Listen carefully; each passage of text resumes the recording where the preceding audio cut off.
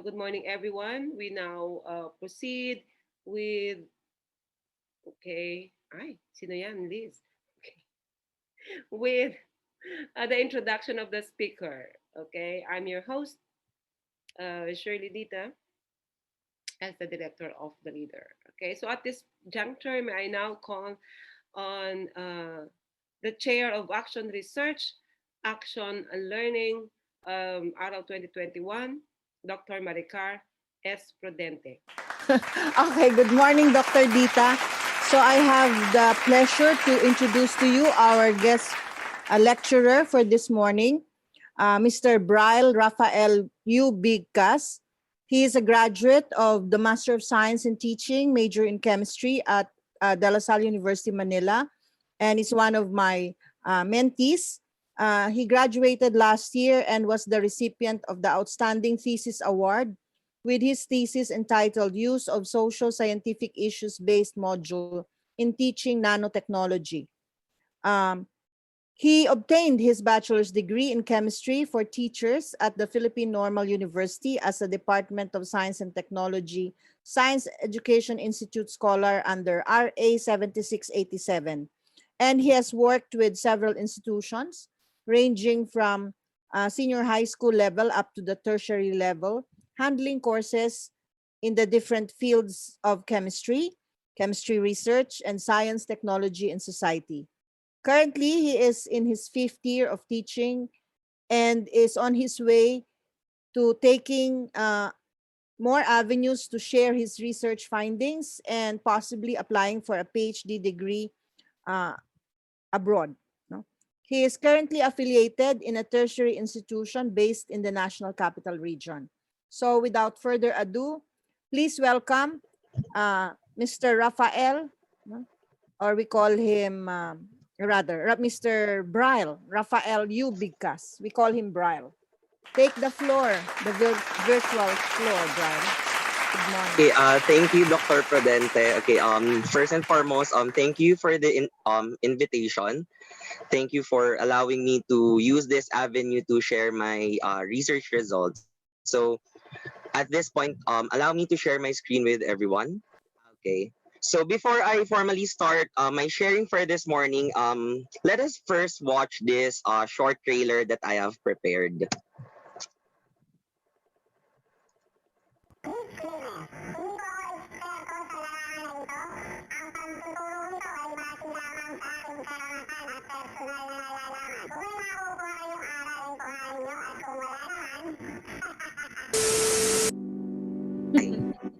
You feel if you, as a student, as an administrator, or as a faculty, could understand issues that are relevant, timely, and critical.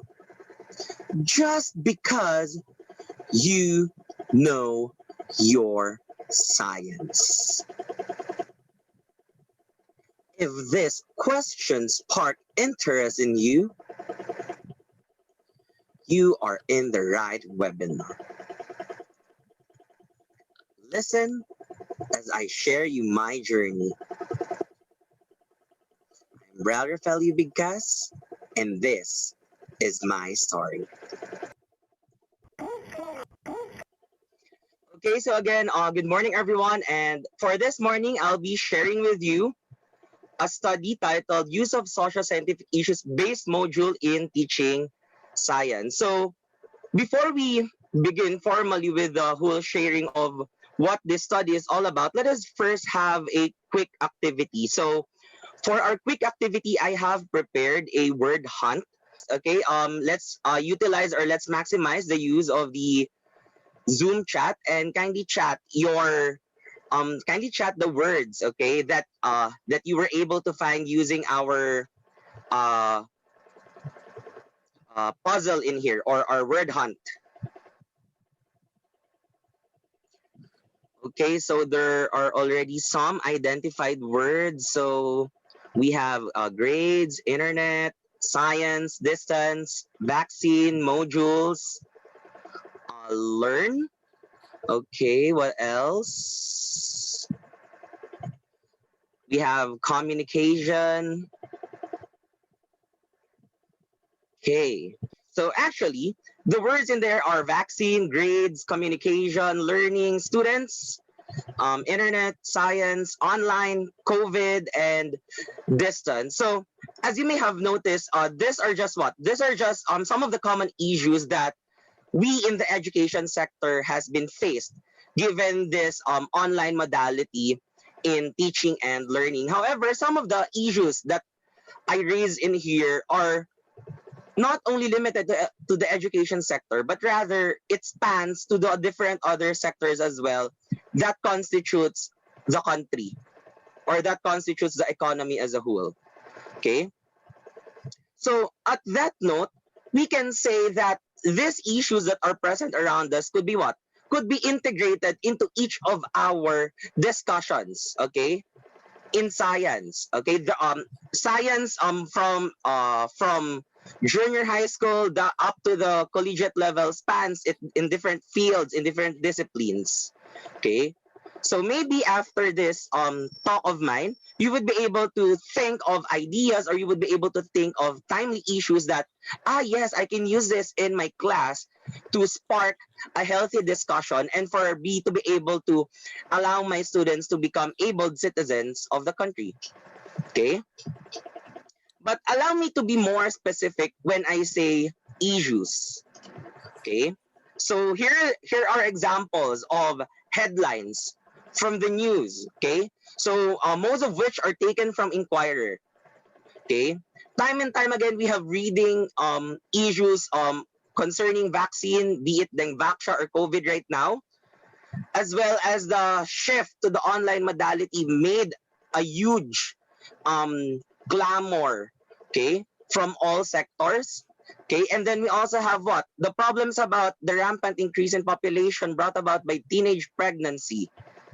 And ultimately, as the country participated in the recent PISA, and the results were not favorable, and that became as well an issue of Filipinos becoming scientifically illiterate.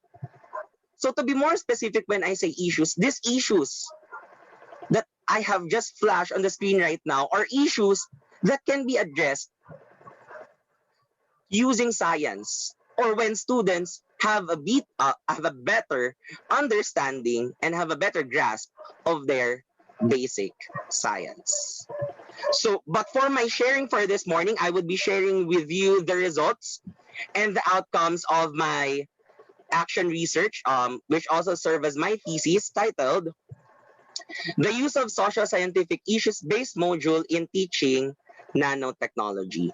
So the outline for my sharing for this morning as are follows. So first, I will be discussing with you the plan, which includes the introduction, implementation theory, and the research problem, followed by the do, which includes the research design, research participants, and the procedure, followed by the implementation period, which includes the module validation and the classroom observation. Next are the results and the discussion, which focuses on the changes on students' understanding of nanotechnology and the reasoning level improvement, followed by the conclusion and the plan for the next cycle. And of course, since I will be discussing to you an action research, allow me to share with you the reflective side of action research and to tell you the story behind the main picture and some of the questions such as hows and whys. And lastly, what's next? So I'll be sharing with you my continuity plan, and I'll be sharing with you hopefully some words of encouragement, especially when you hit a dead end along the road. So with that, okay, so let's proceed now with the plan part. So introduction, so science, technology, and society. So this is one of the 8 courses included in the revised general education curriculum. So this is according to CHED Memorandum Order number 20 series of 2013. So remember that prior to the inclusion of the revised general education curriculum in the collegiate level, this was a what? This was a prelude to the inclusion of the senior high school program in the basic education. Because one of the goals of having this revised general education curriculum is what? To integrate subjects from the senior high school level, that once when students take these courses up to the collegiate level, they would have what? They would have already a clear grasp of this subject, since they were already able to take individual equivalent of these subjects back when they were senior high school students. Okay. Another one about SES, okay, this was according to a blog found at the website of the University of the Philippines, Diliman, titled Science, Technology, and Society Challenges and Opportunities way back in 2015. STS encompasses science and technology, social science, and humanities. So when students are to take the core science, technology, and society, they're not only taking up science, okay? They're taking up a science subject that is loaded and filled with social science and as well as the humanities. So it is a subject that that enables one to become human by being more humane. Okay. However, given the fact that this subject is an integration of different fields, let me focus on the word science, or on in the discipline of science. And ultimately, according to a study by Linder, Osman, and Wickman back in 2007, students are unable to see the social importance of science and science-related subject. So other reasons for this can be accounted for to the way how science was introduced to students back to their junior high school or senior high school levels. Okay, some students noted that what? That the science that was taught to them is full of routinary memorization, full of formulas, full of calculations. But little does the science instruction gives justice as to how this science is applied in today's society. And that alone can be a good reason as to why there is a strong uh, dislike from students when it comes to the science field. Okay. Well, for me to address this concern of mine, I have decided to have a SSI, or Socio-Scientific Issues based module in teaching SES. Okay. So the question is, why SSI? Why not any other approaches? So here are some supporting literature that will that may help you consider SSI as well in your instruction. So first one is a study conducted by Topko et al. In 2018, wherein they highlighted that when science instruction is focused on SSI, students learn specific science content. And while these students learn specific science content, they also build skills such as their formal reasoning. At the same time, a study by Lacey in 2014 noted that SSI improves students' withholding of science knowledge. Talents in 2014, on the other hand, noted that the use of case-based instruction had a positive effect on students. And lastly, Yap noted that the values in science education can be re-established by creating a firm link when ethical frameworks present in SSI is integrated to science instruction. So these were the considerations that I myself had for choosing SSI to be integrated in my STS subject. And of course, lastly, a study conducted by Chowdhury in 2016 highlighted both the successes of both approaches in teaching science. Wherein what? He noted that the successes of STS is that it provided evidences that science, technology, and society are not far from different from each other. while that of SSI is it provides a unifying essence that contributes to the development of scientific knowledge. All in all, SDS and SSI complement each other if successful integration of both can be made. Thus, this already gave me a strong will na, okay, I'll be using SSI now in my SDS discussion then. Okay? Now, how do I see my study being implemented? So first, I would have a pretest, which aims to measure students' prior conception on nanotechnology and current reasoning skills of my students. And this again would serve as the basis for the implementation of my socio-scientific issues-based module, wherein the contents of the module itself is what? It is integrated with 4 C's, namely creativity, collaboration, communication, and critical thinking. And the means or the platform that I used is somewhat technology integrated, since I use an application called Class Dojo, which is also a user-friendly learning management system. And eventually, the implementation of such would lead to what? Students' understanding of nanotechnology and the development of students' formal reasoning. Okay? So to share with you the research problems that I aimed to answer with my study, so here are the 4 research problems that I was able to answer at the end of my study. So first one is that how did the validators evaluate the SSI-based module in terms of the science content, SSI raised, language, usefulness, and ease of use.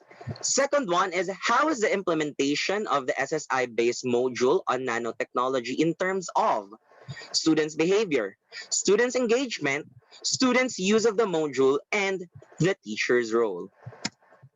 Third, how effective is the SSI-based module in terms of students' understanding of the concepts as reflected in their output, in their learning logs and or reflection.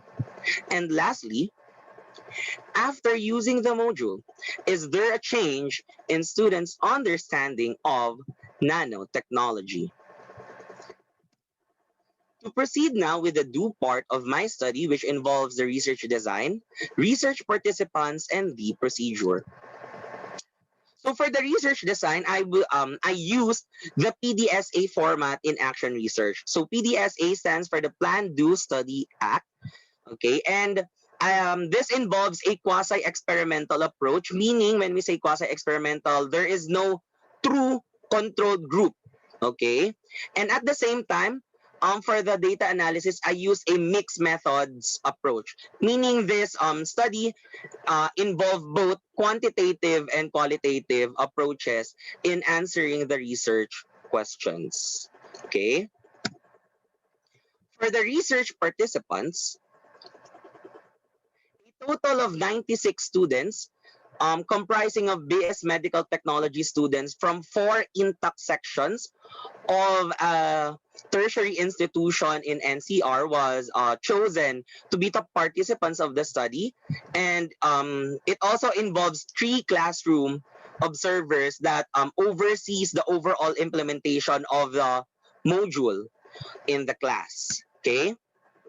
As for the module itself, 5 science and science education experts were asked to validate the researcher-developed module. So a part of my study as well is the validation, as mentioned in one of my research problems. Okay? Now, for the procedure, so my study includes 3 procedures. So namely, the design, development, and validation, followed by the administration of the module, and followed by the data analysis. Okay? For the stage 1, it includes the dissemination of assent and consent forms to student participants. It involves the initial preparation, followed by the design and development of the SSI-based module, and the validation. So once the validation already was able to merit an approved remark, that's the only time that I would be proceeding to the second stage, which is the administration.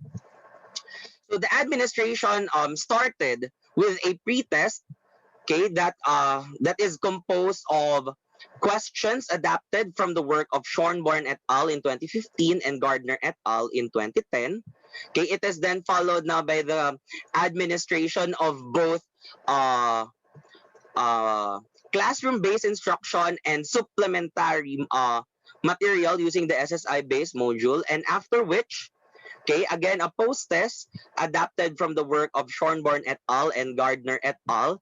Was given to the students, and the results of both the pre-test and the post-test results was used to identify students whom will be invited to participate in an interview via focus group discussion. After which, I will be proceeding now to stage 3. So for the data analysis, it includes, again, both quantitative and qualitative data. So for the quantitative data, I used descriptive statistics such as mean and standard deviation. I also used Cohen's d to compute for the effect size of the module, and I also calculated t-test to check the significance between the test scores of the students. As for the qualitative data, I used thematic analysis that is based from the work or from the protocol by Clark and Braun in 2006. So both the qualitative data and the quantitative data were used extensively to triangulate all of the results that were obtained from all research gathering procedures. Okay. Now, for the implementation period, so it includes the module validation and the classroom observation. Now, before I discuss or before I share with you the quantitative results of my module validation, let us first have an overview what's in an SSI-based module. Okay, so an SSI-based framework, okay, that I used is based on the study by Sadler and Murakami in 2014, where SSI is situated in the middle. It is surrounded by 3 core aspects, namely design elements, teacher attributes, and learner experiences. Okay, a bigger picture covering this is a classroom environment, and lastly are your peripheral influences. So now the question lies, how are these elements present in the module itself? So for the design element, so it should provide scaffolding for the learners to understand the compelling socio-scientific issue. Okay, and this is evident as a performance task will be done at the end of the SSI-based instruction. For the learners' experiences, it provides experiences that the learners should engage. Here, argumentation and decision-making of the students will be challenged. For the teacher attribute, so the teacher must be familiar with the issue being considered. This is evident in the development of the module, since the module that was administered is a researcher made, which is also the teacher. Okay. For the classroom environment, this overall influences the core aspects. And lastly, for the peripheral influences, this includes the school, community, and national policy. Now, inside my SSI-based module on nanotechnology, it was divided into 4 different sub-modules. So for the first module is the nano world, followed by the nanotechnology in modern use. Third is the thinking beyond, and lastly is your share your thoughts. So each of the module has its own goal or has its own set of objectives that must be met for the students to be able to proceed to the next module. Okay, so for the design elements and the learner experiences, the table flash on the screen right now shows how each of the core aspect is situated or is present in the different modules. Okay, so we have here your structuring instruction around a compelling issue, presenting the issue first, provide scaffolding, providing culminating experience, and argumentation and decision making. Okay. In terms of the 4 C's that were integrated, okay, all of these 4 C's are present in all of the 4 modules that is to be validated.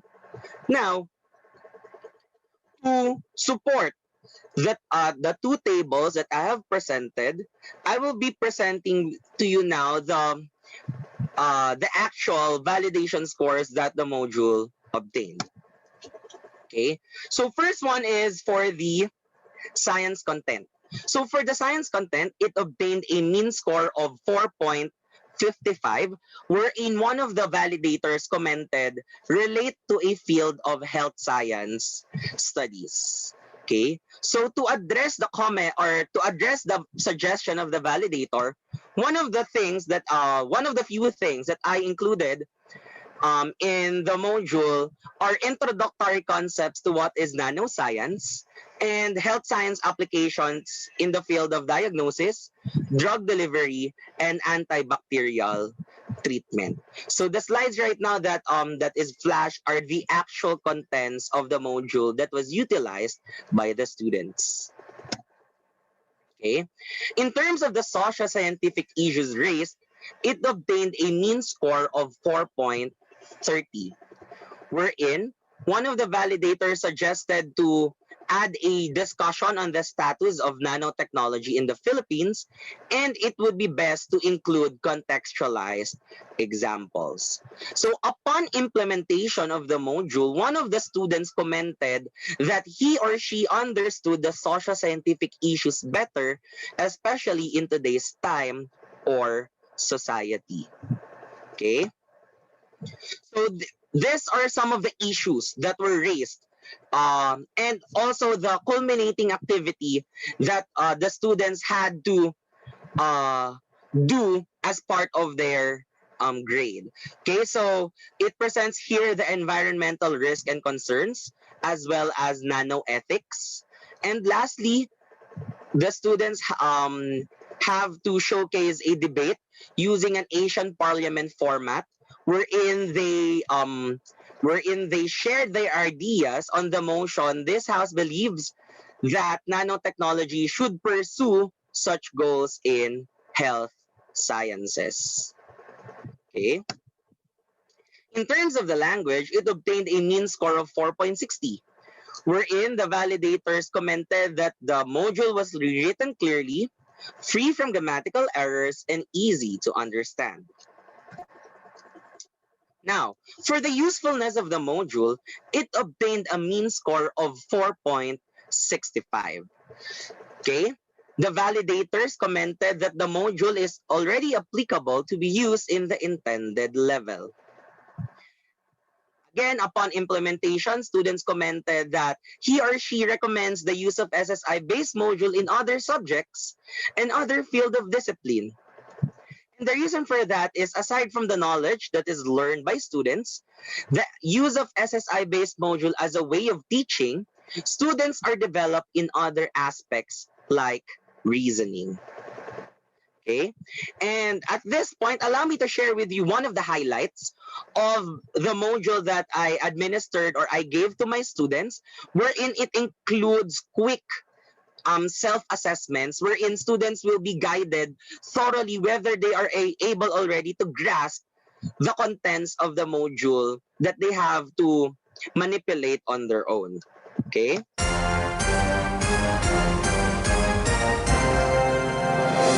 So from time to time, as content knowledge is present in the module, so there would be quick concept checks, okay, that the students must be able to answer correctly first or to accomplish before they can access the next part of the module.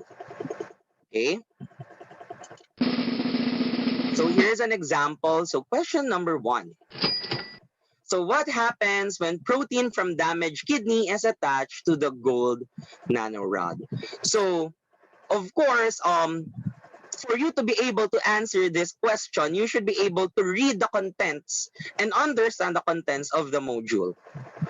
So assuming that we are all students in here and we have read the module, And we know that when the question above is flashed, a color shift would what? Color shift would happen, and once you answer color shift, students will be prompted, good job, and that's the only time they are what?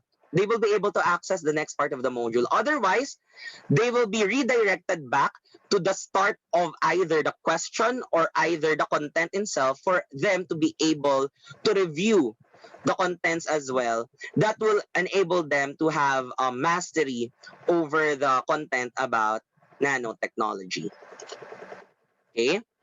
Lastly, in terms of the ease of use, okay, it obtained a mean score of 4.45, wherein the validators commented that the file is quite large and the videos used were quite long. Okay, so for this part, okay, I was able to address, okay, this because originally the file size of the module is roughly around 1 GB, but upon some revisions and some edits, I was able to trim it down to roughly around 400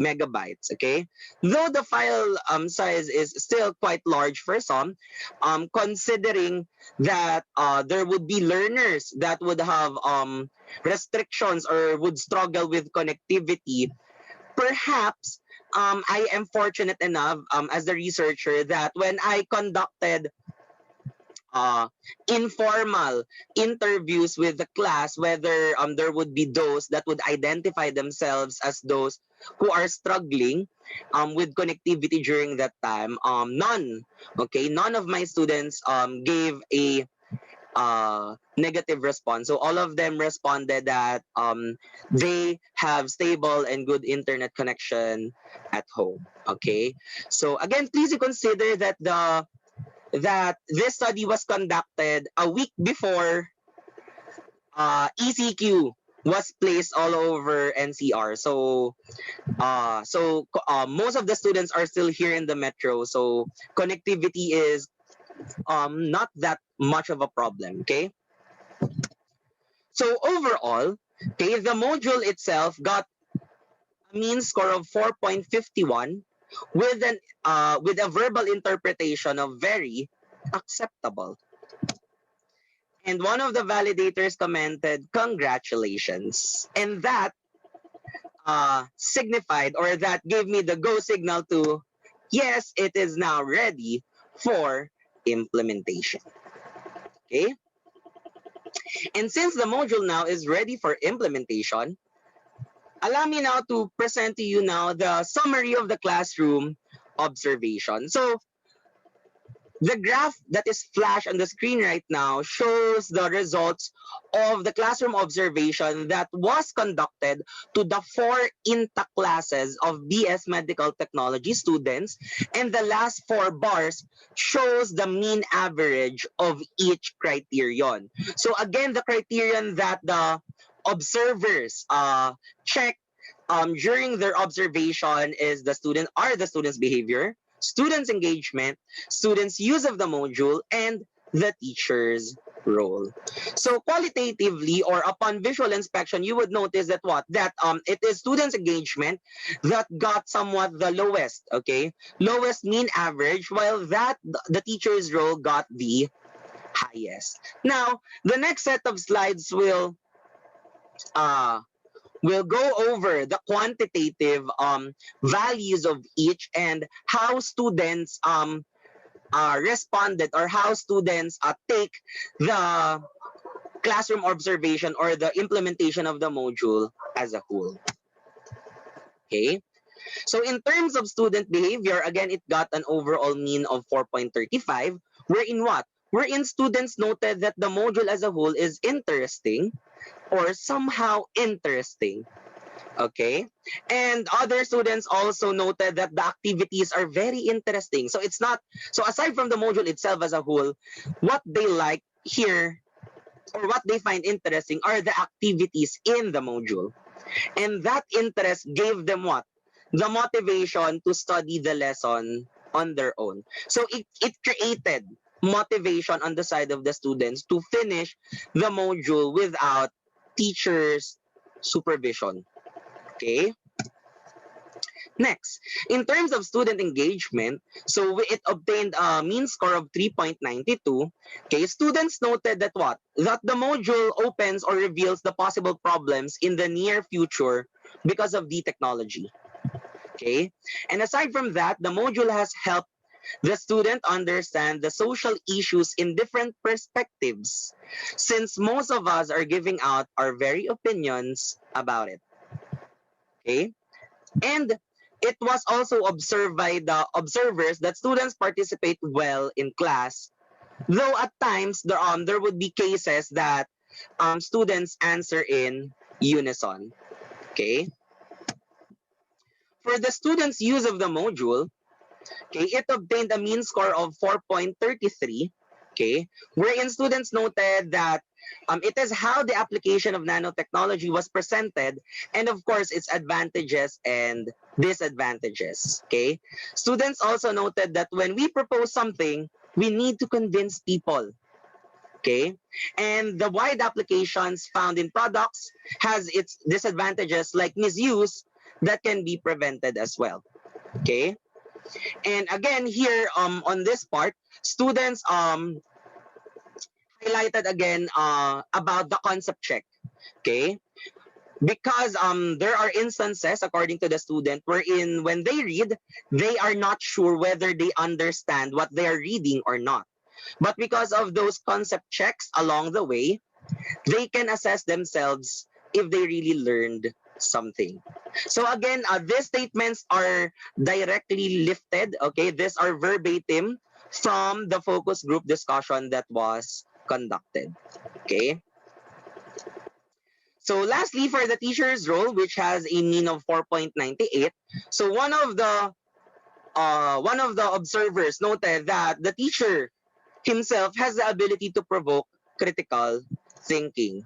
Again, this one, I think this one is very important, since teacher attributes, it shows how the teacher, or is the teacher really familiar with what he or she is discussing, because familiarity goes with mastery. Okay, so yeah, it really does entail a lot of reading though. Okay, now for the results and discussion, so I will now be discussing with you the changes on students' understanding of nanotechnology and the reasoning level improvement.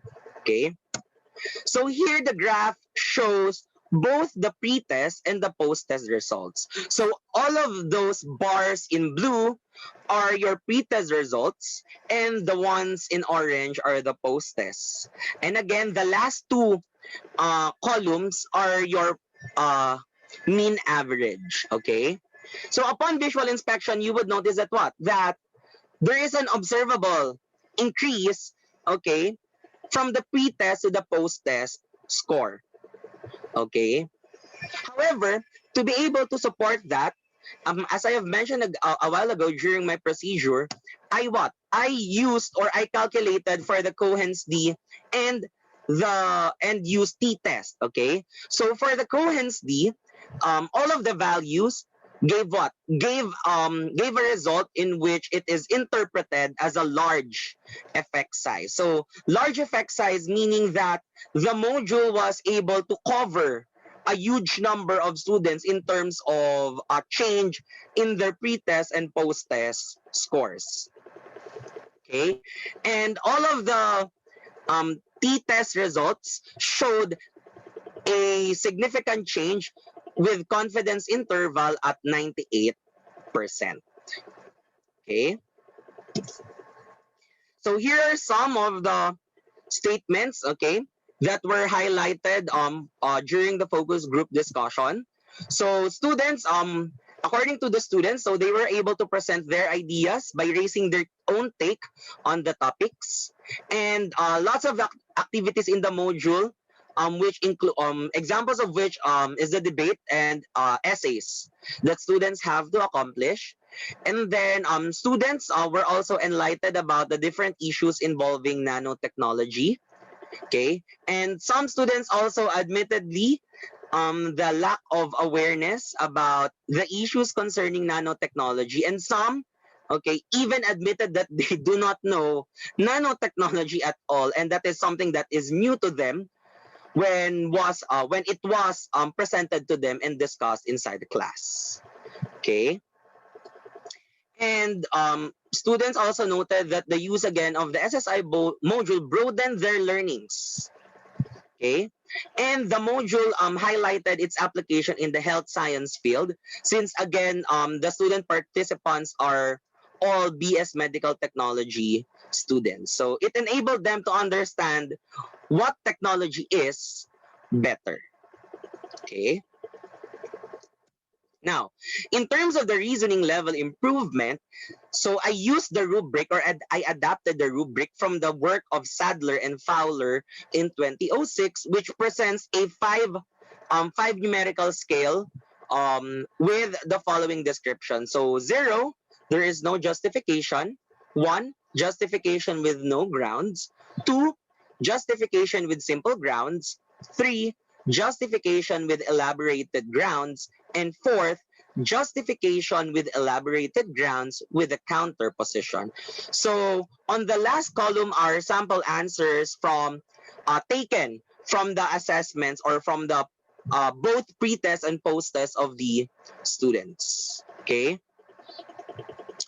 so here now the graph. Okay, here is now the graph. Okay, that shows the results of it shows the frequency counts, okay, of both the pre-test and post-test for all questions. So in terms of the reasoning question, so students were only given 3 short response, okay, short answered questions, okay, wherein if you will notice, okay, if you're going to look at the pre-test, okay, pre-test columns, okay, you would notice that the blue, okay, the light blue, okay, because there are 2 shades of blue, the light blue and the orange, okay, the light blue and the orange are what? It is what? It is higher, okay, at values at 48. Okay, so allow me just to highlight it. So you have here your 48, you have here your 45, and you have here your 62. So these are responses from the students which merit a score of 1. Okay, but notice during the post test, when the post test was administered, okay, when it was administered, students were able to get scores that are marked as 3 or 4. So here are some of the examples in there. So here are some of the post-test results, okay? So if you're going to look at the post-test results and compare it to the pre-test results, it is what? It is observable that in terms of how students structure their answers, there has been an improvement from a justification with simple grounds to what? To justification with an elaborated ground, and others with a counter position. Okay, so this was revealed in this result was then revealed because of the reasoning questions that were administered as part of both the pre-test and the post-test results, or pre-test and post-test rather. Now, for the conclusion, so first, to answer the research question number 1, which talks about, or which focuses on the validation of the SSI-based module. So according to the mean, okay, it obtained a verbal interpretation of very acceptable, which was then the go signal for the researcher to implement it to the intended participants. Okay, in terms of the implementation of the SSI-based module, which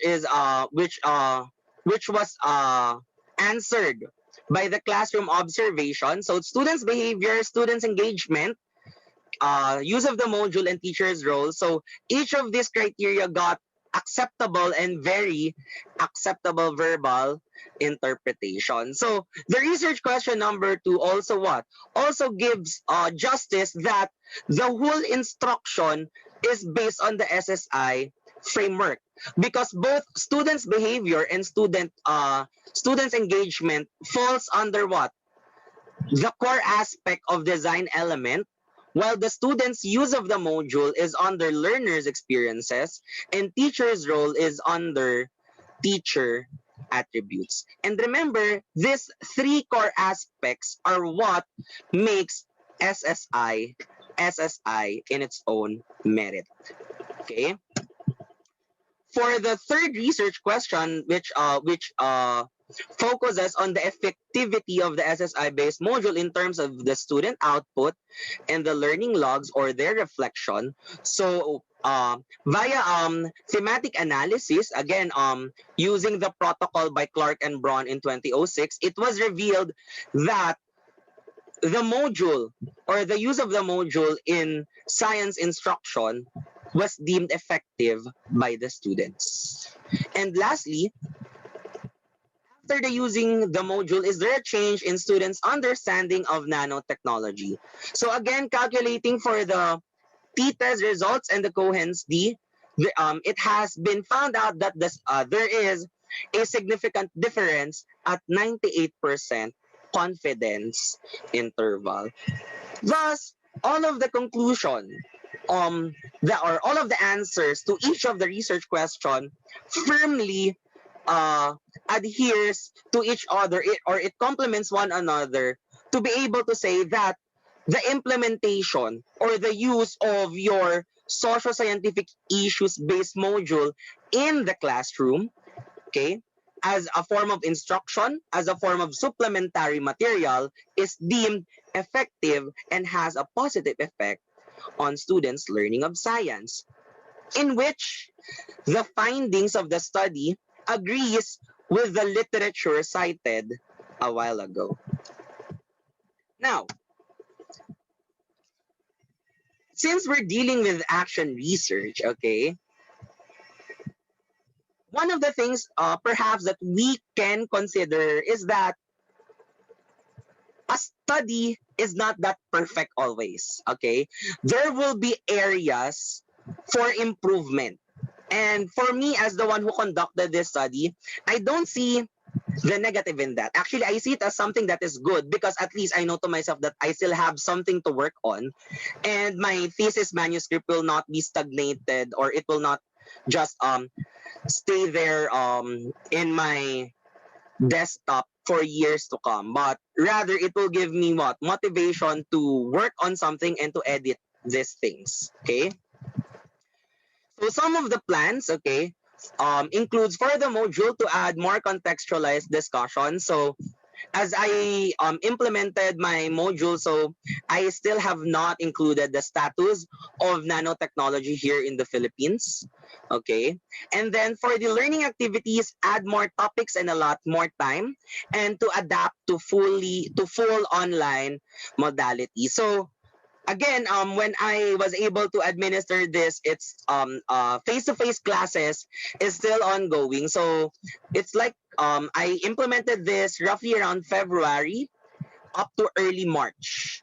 Okay, so I was still able to gather or collect all of the necessary data needed 4 days before classes were put on hold indefinitely. Okay.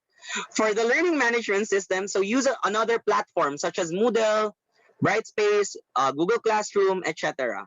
Okay, so this opens for other educators out there, not only for myself, to use other platforms. Since for this study, I use ClassDojo. Okay, and then for the SSI, okay, collaborate for possible use in other subject areas. So again, this is one of the themes that were revealed during the focus group discussion, that students find it good when SSI can be used as well in other fields of study.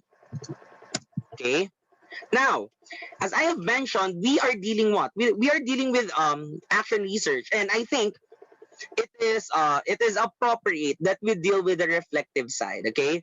Because again, one of the goals of action research is to improve one's personal practice, okay? So it's not only that you do action research for the sake of research. You do research with the end goal of you yourself as the researcher, as a teacher, to improve your craft. So it only means, or it only suggests, that after you do your study, you should what? You should live with it. You should apply whatever you have learned from your study itself, okay? It should not end there. It should manifest, your study should manifest in you. So allow me to share some of the reflective side that I personally had, which talks about the story behind the main picture. So all of the things that I have discussed prior to this are all research results, okay? But before I was able to come up with those results, there is always a story behind that, and which also includes the hows and whys, okay? So quick look back, okay? So this was my journey back in 2019, okay? So I first met my mentor, Dr. Prudente, in our methods of research class. Okay, so that was first week of January. And honestly, as I am here in front of you right now, sharing what my action research is, sharing what my thesis results are, truth be told, ask me back in January 2019, what is action research? I will tell you, I do not know anything about it. Never in my wildest dream nor imagination have I encountered what an action research is. Not until January 2019 happened. And to my surprise, I was awestruck with how action research can be used as an effective tool to improve teaching. Okay? Not only on the side of the students, but also side of the teachers as well. So luckily, okay, during our second meeting, I mustered up enough courage to ask Dr. Prudente to be one of her advisees, despite the fact that I know that I think she was quite busy that time, but she gave me an immediate positive response. I tell you, when she left, I was still standing near the computer table in, I think that was in Andrew 1602, if I'm not mistaken. Yeah, I was still standing on the table. And yeah, I don't know how to react. I don't know how to respond. But deep inside, I am jumping. But I cannot jump that much since with my big build, when I jump, I think it will be heard down the 15th floor though. Okay. Then following my journey, as we entail or as we journey in our methods of research, of course, we were tasked to think of a possible and probable thesis topic that has something to do with action research. Okay, and I myself, being a gamer in nature, and I am very much fond of graphics, I'm very much fond of visuals, I thought of using augmented reality. Okay, I thought of using augmented reality, and the school of thought that comes into my mind was connectivism, that is somewhat connected to constructivism. Okay, so we ended our term with with me carrying the topic, and with all the joy, hopes, aspiration, dreams, whatever you can think of, all those positive words. But then again, when I took my written comprehensive examination back in July, yes, it was very but short but quick but sweet times with augmented reality. But right there and then, I had to say goodbye to augmented reality, and I had to say hello to computer assisted instruction. Okay, since at that time I was thinking, I think I should go with assessment, and I think computer assisted instruction is good. So during that time, I don't know that COVID would happen, but I was already engaging myself with computers, with technology. But yeah, but again, time only a few months later, I had to goodbye again to computer assisted instruction, because that was the time that I came upon social scientific issues. And I settled with that topic, and I chose nanotechnology to be the unit that I would be focusing, since literature wise, okay, there have been no rich sources for SSI in nanotechnology. But other topics under the STS course, such as climate change, biodiversity, gene therapy, genetically modified organisms, okay, and such, there are a lot already of SSI researches about that, but very little to no study about nanotechnology. So that also sparked my interest, because I said to myself, hey, why not be the first one to have something, or to be able to produce a paper about nanotechnology, about SSI in nanotechnology. So I was a bit ambitious that time though, but yes, my mentor supported me on that note. And when I had my proposal defense, so luckily I was able to pass the proposal defense with a little bit of sweat on the side. Okay. And yeah, and fortunately, my mentor was really supportive. Okay. For those researchers out there, I tell you, you really need to have a mentor that is supportive. Okay, especially when you are just new in the field of doing action research or research as a whole.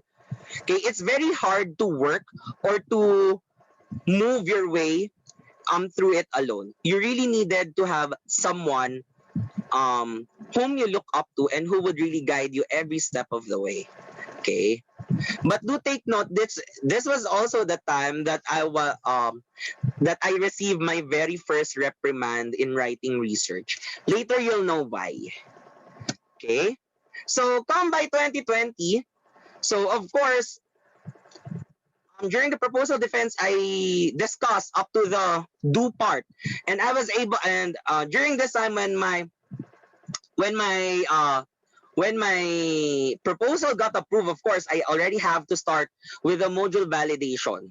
Okay, and truth be told, and reality speaking, especially for those teachers out there who are like me, who are working as well while taking up their graduate studies, there would really come a time that you really have to sacrifice a lot of things. Okay, but as for me, I think one of the highlights that I sacrificed was that when I had my module validated at 2 o'clock in the morning.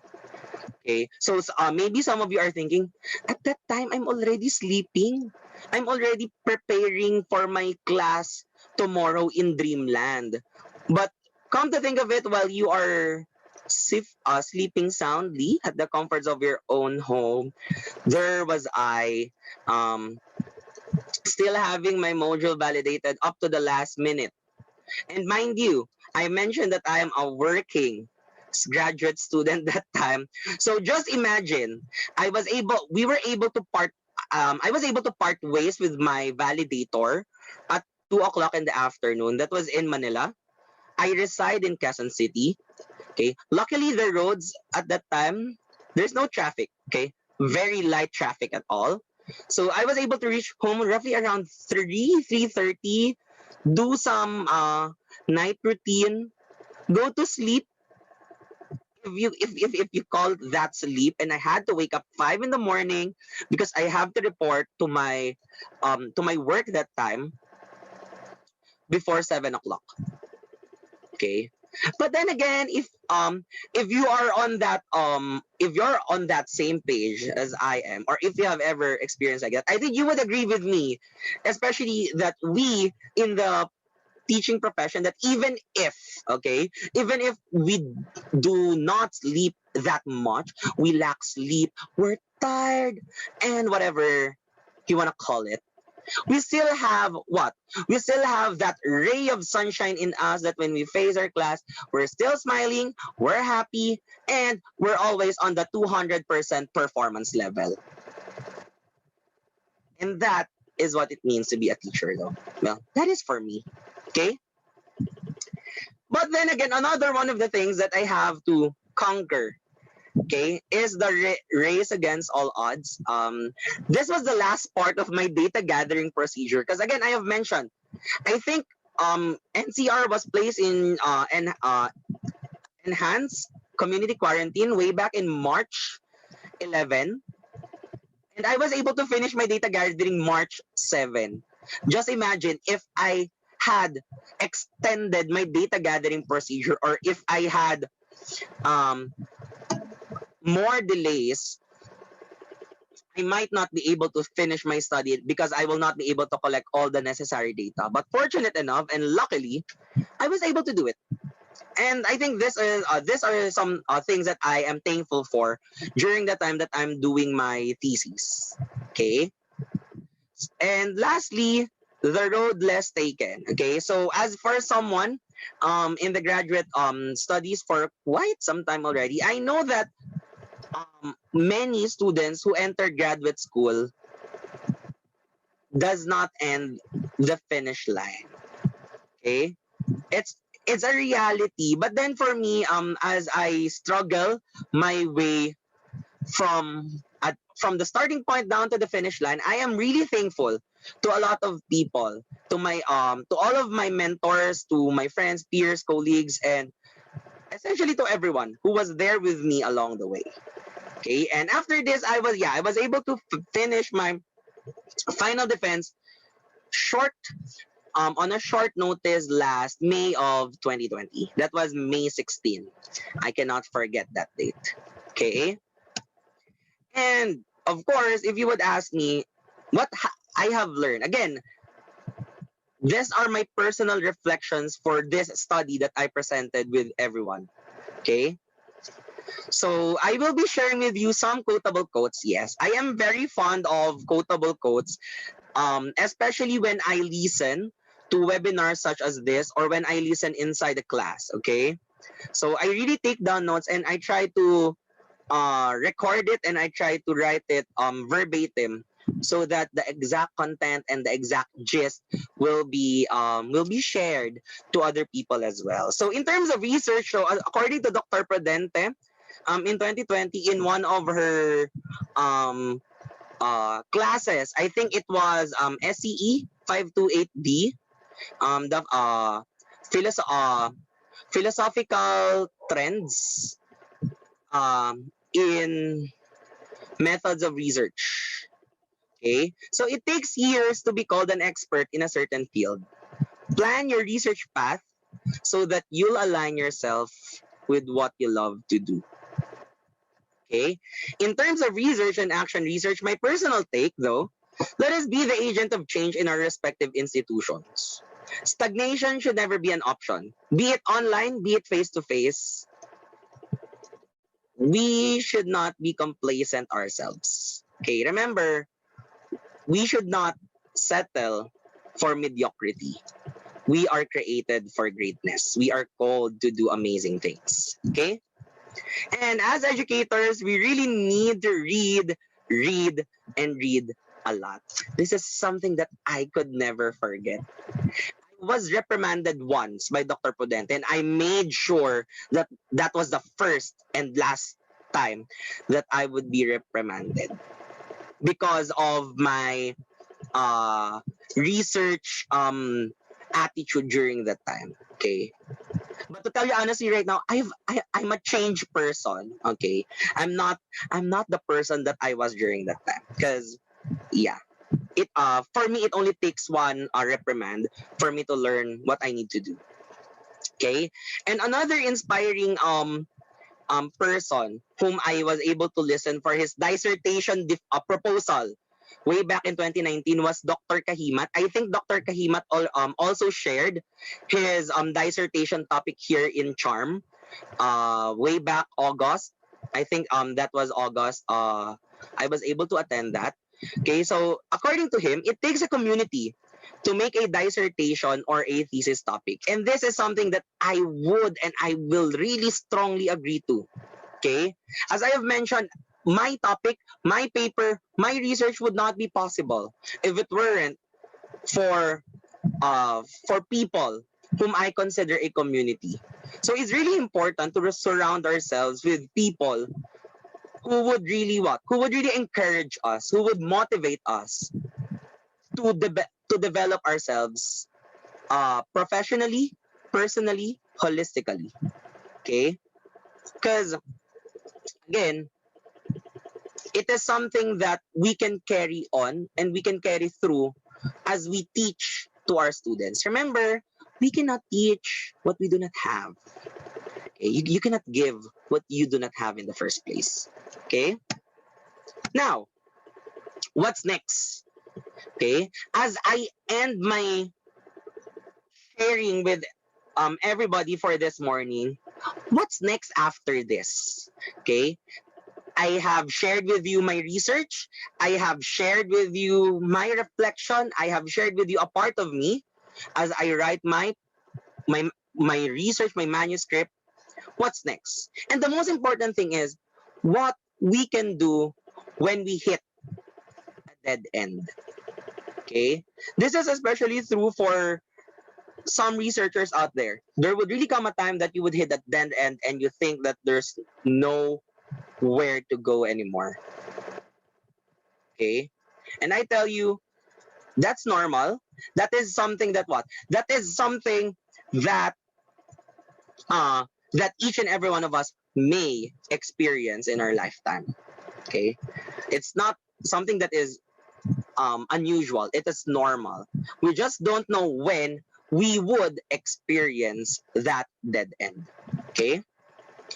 So for the continuity plan, so after I was able to present I was able to finish my final defense. So my mentor, Dr. Prudente, invited me to attend one of her PhD classes. Okay. Actually, when I received that message, I was nervous. I tell you, nervous is an understatement to describe how I felt that time.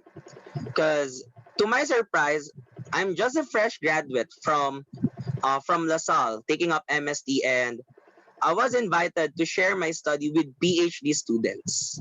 And we know for those who are already taking up your PhDs, the rigor, the academic rigor is real. So, of course, as for me, to be able to share my study, I was happy, but at the same time, I'm much more nervous than being happy because I don't know how to carry myself, how I would present myself to them.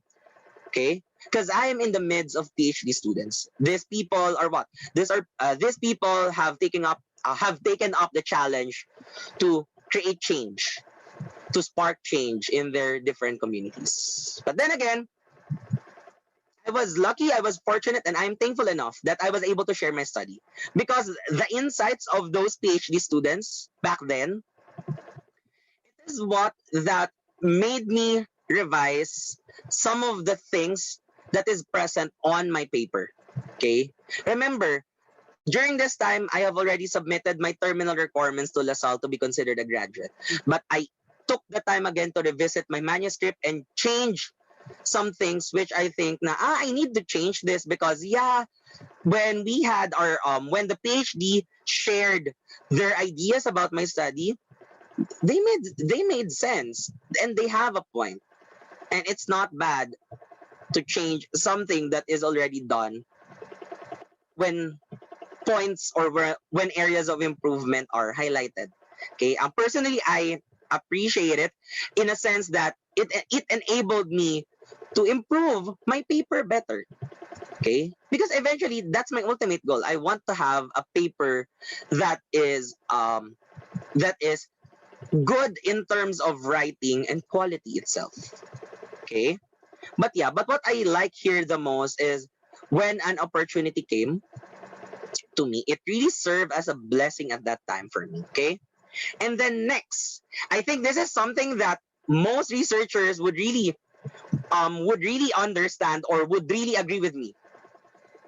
Dr. Prudente mentioned this during the talk of forgot who. It's either between the talk of Mr. Retone, Miss Katindig Orillo, or Mr. Lausin, where Dr. Prudente mentioned the phrase publish or perish. Okay, it is true, especially us in the academe.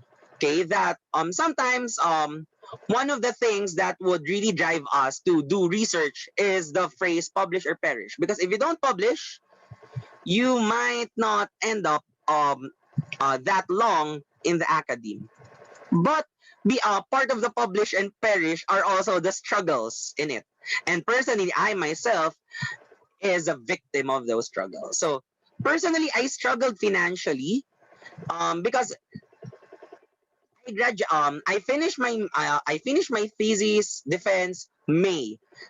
Take note, that is the time already that pandemic happened, and majority does not have any source of funds. So I myself was a victim of that. So I am a victim of walang ipon. So if you're like me na walang ipon, yeah, let's try to consider making ipon, because during this time, okay, we were hopeful and we were positive that we would be able to get funding for our paper to be presented in international conferences and to be published in a publication that is ISI and Scopus Index. Okay. However, yeah, I submitted our paper. Our paper, okay, our paper got accepted. Yeah. Everything went well except for the fact that we have to pay the registration fee. Okay, the problem is there. Wala kang ipon, you don't have money. Yeah, smile na lang, ganon. Okay, but then again, okay, one of the good things that I gained from that experience, aside from the fact that I should be making ipon of my money, is that I get my paper to be what?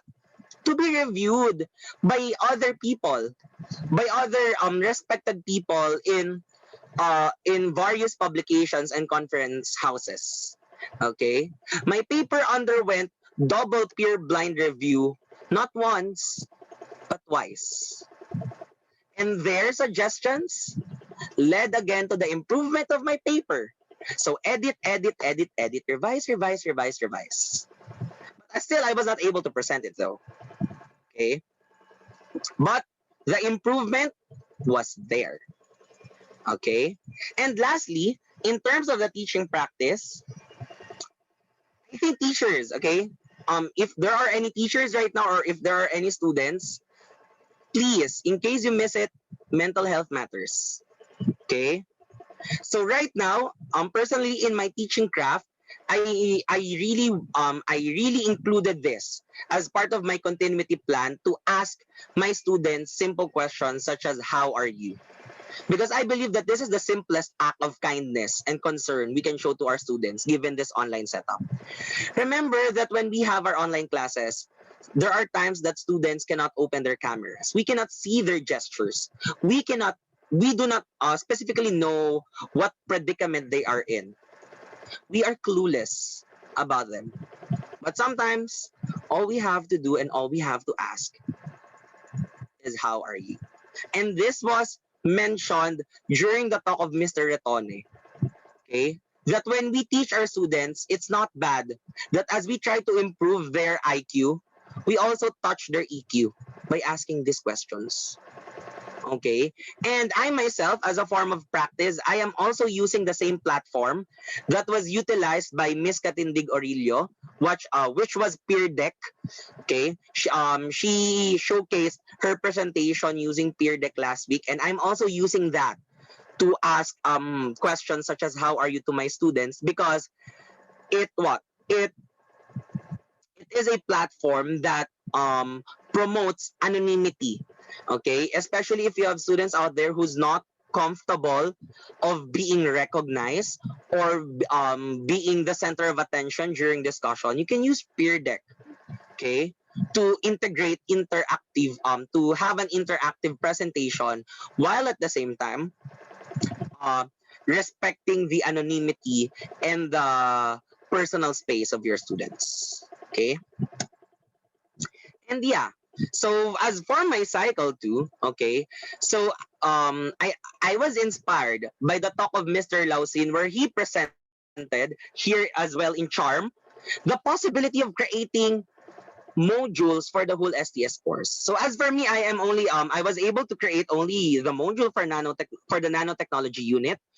But after hearing the talk of Mr. Lausin, wherein he integrated the 21st century transversal competencies, okay, I was inspired as well to try and to challenge myself, okay, to maybe I can do this with SSI as well. Maybe I can create uh modules for the whole STS course integrating SSI in everything. And again, there is this we can adapt, okay? And I will be adapting to the full online setting. Okay? And if there's finding Nemo, there's also finding funding. Okay? So again, this is something to do with publish or perish. But when we try to find funds, we also try to look for avenues where we can present our results. Okay.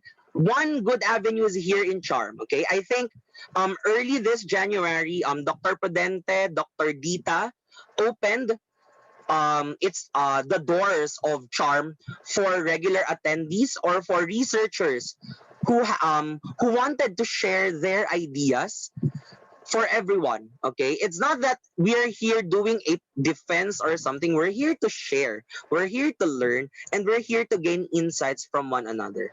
So I think again, for the audiences that we have right now here, if you have an action research or if you have a research that you think it is worthy to be known and to be shared to everyone, please do not hesitate to contact Dr. Prudente or Dr. Dita. I'm pretty sure they're more than willing to accommodate you and to have you here sharing your study with us. Okay? And lastly, yes, into the unknown. So of course, personally, one of my goals is to study PhD. Okay, either here in the Philippines, but yeah, personally, I'd love to study abroad. And I was inspired when my mentor, Dr. Prudente, told me this. Okay, this was her exact statement. You know, Bryle, you should focus on SSI. You've got a long way to go there, and I see your potential. That was her exact words to me. Up until now, I'm using that as my inspiration in writing, in teaching, in doing research. Okay, because words of encouragement do carry people along the way. A word of encouragement is just what people needs right now. Okay, so hopefully, yes, Dr. Prudente, if you can hear me po, yes, I would like to discuss po my dissertation plan with you. Yes po. Oh, that's Sure. fantastic, Brian. And ayan po. So ayan, I'm almost done. So to end, ayan po. These are just some quotable quotes that we can live by, okay? I also use these quotes to myself right now in online teaching. Okay? So yeah, but before that, yes, again, promoting, as I have mentioned, do find avenues to share your research findings. Here in De La Salle, we have ARAL 2021. Again, we have Dr. Podente as our chair. Okay, so they already made an announcement on the DLSU leader page. So do stay tuned. I think it was mentioned that this month they would be releasing the complete guidelines as to how researchers can submit their manuscript. Again, take this opportunity, share your research. Do not let your research be confined for your own personal use. Share it to the community, share it with the crowd. Let us all help one another improve our craft. Okay. And the two pictures that I included in there were the acceptance statement from IA4. That is where I submitted my manuscript, both for publication and conference. One is in Japan and another in Hawaii. So I got my paper peer blinded, reviewed 4 times. 2 from Asia, 2 from Asia, 2 from Hawaii. Not bad. But yeah, I tell you, if you're gonna ask me, my manuscript right now, I think it's it's the revised version of what has been noted for me to change or to improve. Okay. So yeah, so if you find a job you love, you'll never have to work again. So this is according to Winston Churchill. Okay. And if you don't love what you don't do it with much conviction or passion. This is true for research. Okay. We do research because we love doing it. We don't do research because it is a requirement. Okay. And yeah, dare to be you, and let's help kids conquer kid doubt and love what makes them different. And personally, dare to be different. Dare to be bold. Stand out in a crowd. Why would anyone want to fit in a mold? Be original. Be amazing. Be you. Remember that with the advent of online classes, both public and private schools out there, okay, with the financial constraint of parents, let us see to it that one of the vantage point of parents choosing where to send their child is the ability of teachers to be uniquely different on their own. Okay? Remember that we are remembered by our students not just because how we tortured them with exams, with lots of lectures, with lots of PowerPoints, but our students will also remember us for the unique things on how we do things inside the class. So with that, go up and never stop. And thank you. And that ends my sharing for this morning. Okay? I wanna be Thank the you so very much, best. Brian. Ang galing-galing naman. Thank you. Palakpakan po natin si Brian. Ang Yay! galing. Oo. Parang at this point, gusto ko Galing muna talaga basahin yan. yung mga very positive comments. Okay? There's one coming from Ronald Go, okay, from MCU. He's a regular attendee of our charm. He's a charmer, okay, a regular attendee of our action research online lecture series. The methods used are well explained. The procedures are clearly presented. We enjoyed listening to the researchers' insightful reflections. This study is a good example for future researchers who wish to conduct action research in the realm of science education in the country. Okay? At totong-toto naman po. This is seconded by another regular of our ARAL online lecture series is Chanilo Saldon. Sabi niya, I agree with you, Sir Ronald. Two of the things that I've been looking forward from our speakers are, one, how action research questions are framed, and two, the methodology. After watching ARA lectures several times, I have realized how crucial are these in AR and how these differentiate AR from basic research. Thank you, Sir Brian, for sharing your experience. Very relatable. In 2019, I attended ARAL and I didn't know anything about action research. It was there that I was able to grasp a little about action research. Thanks to this lecture series, we are learning and learning and learning more. Ayan po, okay? So at this point, we'd like to open the floor now, okay, for your questions. Sure. Okay, there's one Yeah. coming from Eric Jan DL din po. Thank you very much, sir. I learned so much, and the publish or perish hit me real hard. The results of your study are highly impressive. But can you share some disadvantages of utilizing SSI-based modules, if any? Okay, I think one of the disadvantages of using SSI-based module is the content itself, especially with regards to the specific issue that is being raised inside the module. Because of course, when we talk about issues, especially societal issues, a lot of people have a different take on that. They have different perspectives.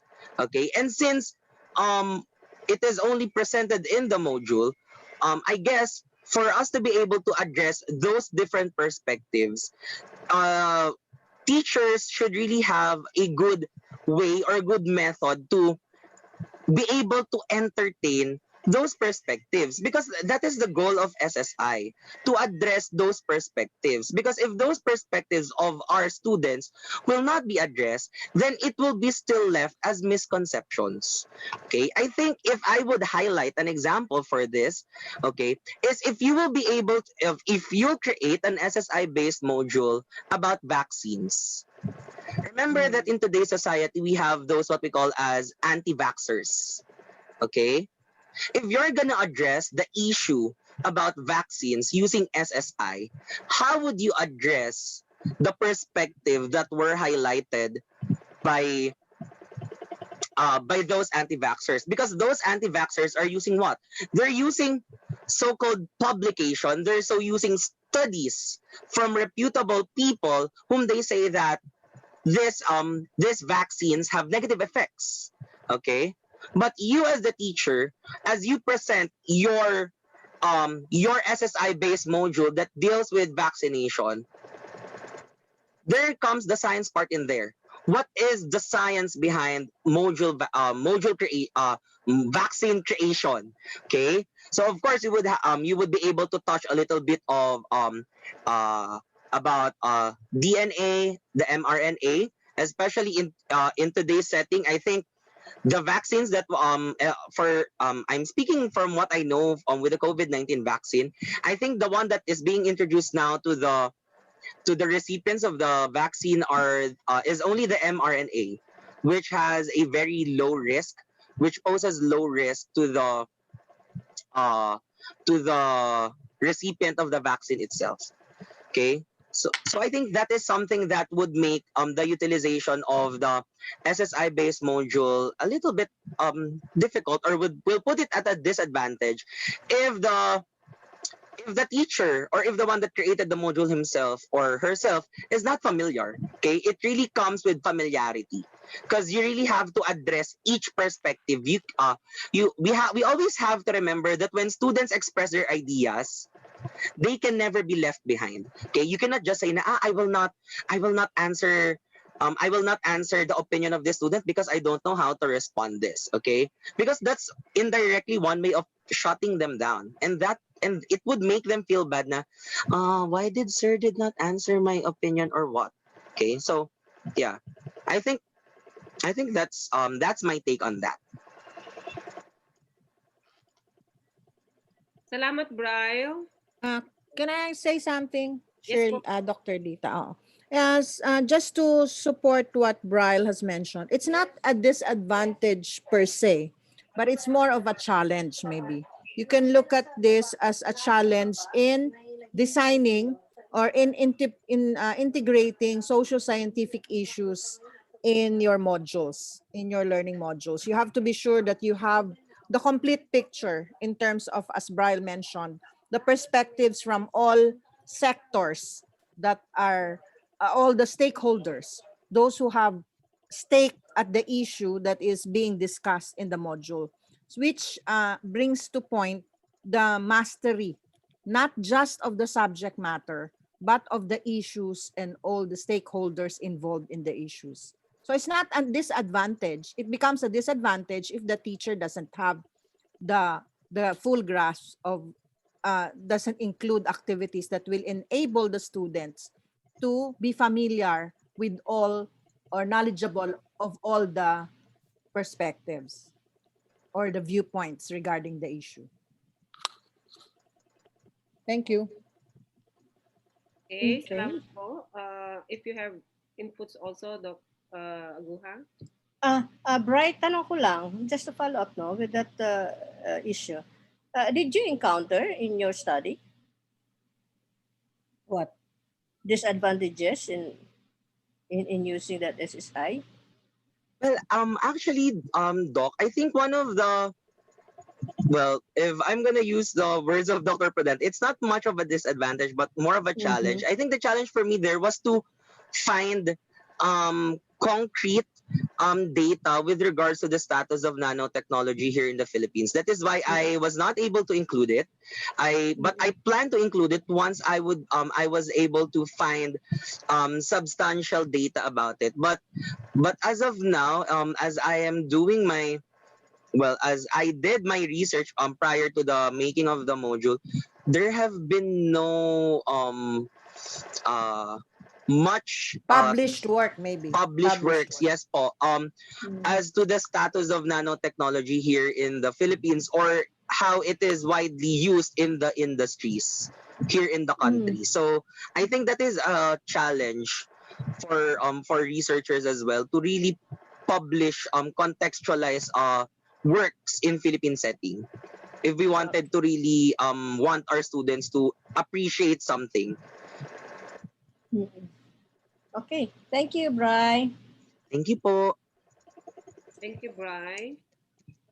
Any other questions from our participants? If we don't have questions anymore, I guess so, maybe wala ask na. yes, Liz to share certificate of appreciation, Dr. Bing. Okay. So, De La Salle University, I will read the citation. De La Salle University, Brother Andrew Gonzalez, FSC, College of Education, BAGSED, Institute for Development and Educational Research, La Salle Institute for Development Educational Research Leader, and Action Research Action Learning, ARAL, present the Certificate of Appreciation to Mr. Brian Rafael U. Bigkas for conducting the DLSU BAGSED Leader ARAL online lecture series entitled Use of Socio-Scientific Issues-Based Module in Teaching Nanotechnology, held this February 1, 2020, 10 a.m. to 12 noon via Zoom, signed Dr. Raymond Season, Dean of BAGSED, Dr. Shirley Dita, our leader director, and yours truly as the chair of ARAL 2021. Again, thank you very much, Brian, for accepting our invitation to be one of the speakers for the CHARM, the Community Habit of Action Research on Mondays. Thank you, Brian. Thank you, Brian. Marami pong Thank you din po, Dr. Prudente, Dr. Dita, for the opportunity and for the avenue to share our research results po. Okay, sige. Thank you very much, everybody. Everyone, and we'll see you on Monday again. Okay, Thank you, Doc Shirley, Doc Miss Liz. Thank you.